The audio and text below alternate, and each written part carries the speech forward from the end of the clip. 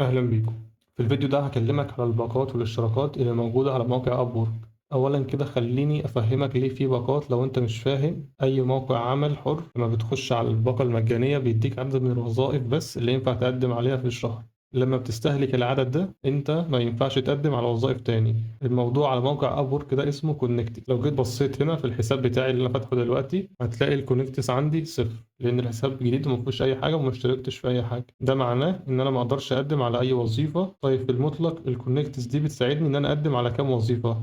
زي ما قلت لك قبل كده ان كل وظيفه بيبقى ليها عدد معين من الكونكتس، ودي بتبقى مختلفه بناء على المواصفات بتاعه الوظيفه. يعني لو الوظيفه طويله جدا ومحتاجه وقت كتير في الغالب هتلاقي الكونكتس بتاعتها كتير قوي.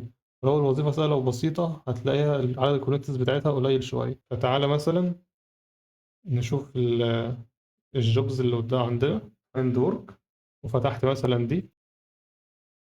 لو جيت بصيت على ديت هتلاقي إن الوظيفه دي محتاجه 25 كونكتس.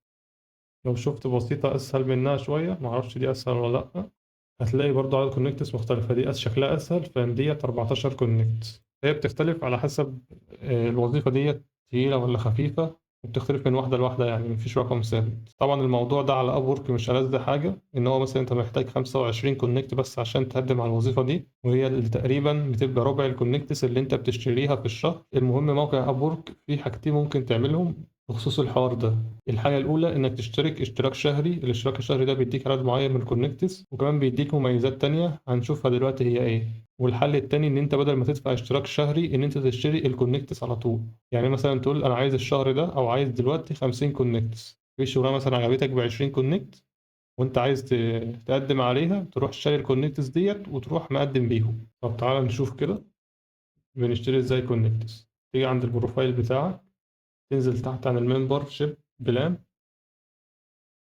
هنا بتقول ده هنا البيزك اللي انا مشترك فيها، اللي هو الحساب فري اصلا. لو عايز تشوف المميزات بتاعته تتك فيو يور بلان بينيفيت.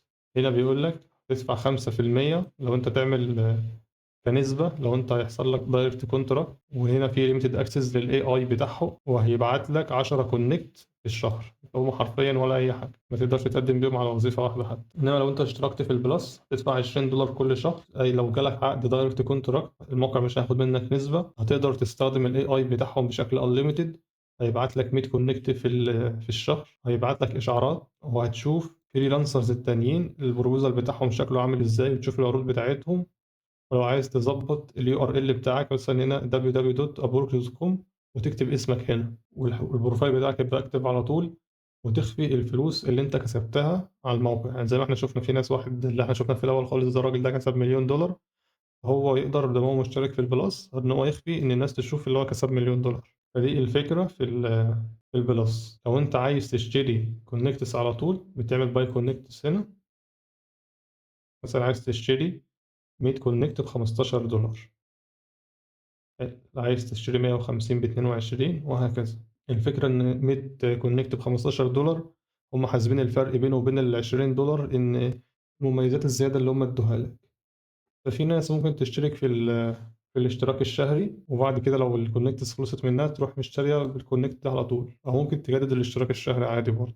ومعلومة مهمة جدا هنا بيقول لك إن الكونكتس ديت مش عشان اشتريتها يبقى هي خلاص هتفضل معاك على طول. لا، الكونكتس بتبقى مدة صلاحيتها سنة، فلو عدى على الكونكت سنة هتروح منك وانت إيه كده دفعت فلوس في الفاضي. فلازم تخلص الكونكتس اللي انت اشتريتها في خلال سنة.